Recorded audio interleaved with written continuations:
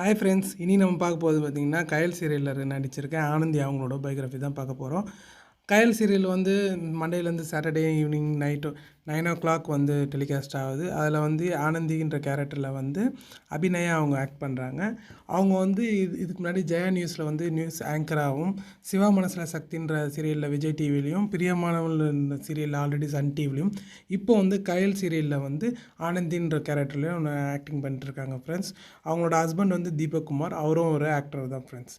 Thank you. அவங்களோட இமேஜஸ்லாம் attach பண்ணிருக்கேன், மறக்காமல் பார்த்துருங்க ஃப்ரெண்ட்ஸ். தேங்க்யூ.